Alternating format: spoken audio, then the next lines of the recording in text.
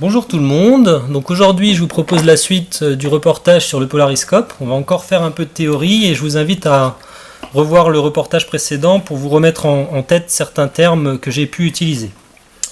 Alors la lumière c'est une onde électromagnétique, donc qui dit onde dit vibration et qui dit vibration dit direction de vibration.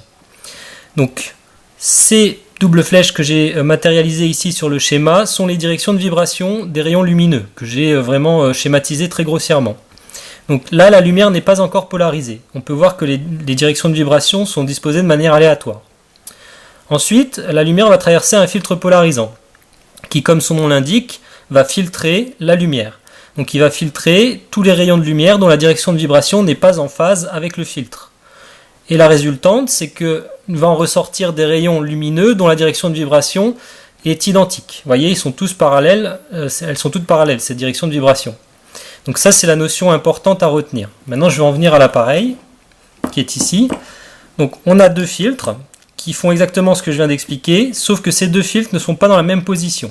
Ils sont en position dite croisée.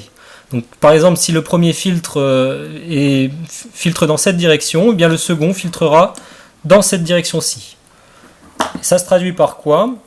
Eh bien tout simplement, quand vous mettez le filtre sur la lumière, là on voit, si on met la deuxième lentille, qu'on appelle aussi analyseur au passage, eh bien ça devient sombre, on ne voit plus au travers, parce que la lumière est bloquée.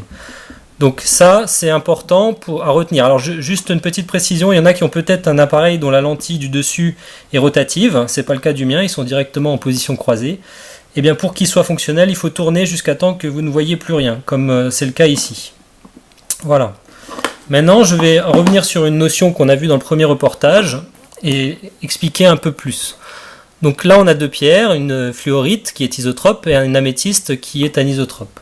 Donc la lumière, quand elle traverse une pierre isotrope, elle fait que simplement la traverser, on va grossièrement dire qu'elle reste inchangée. C'est ce qu'il faut retenir. Par contre, quand la lumière traverse une pierre anisotrope, un rayon de lumière qui traverse va être dédoublé en deux rayons. Et ça, c'est très important, puisque ces deux rayons, c'est ce qui va faire la différence lorsqu'on va observer avec le polariscope la réaction des deux pierres.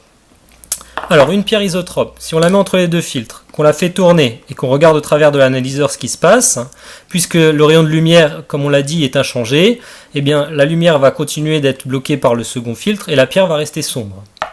Par contre, une pierre anisotrope, qui dédouble le rayon lumineux, va donc donner deux directions de vibration différentes à ces rayons.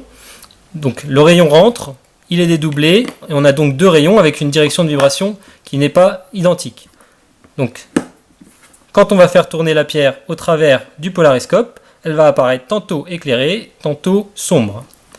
Donc voilà concrètement comment on va pouvoir utiliser l'appareil. Maintenant, il y a des exceptions, et tout ça, je vous propose un troisième reportage qui sera une partie pratique, où on va un peu analyser les différents cas possibles. Voilà, à plus tard.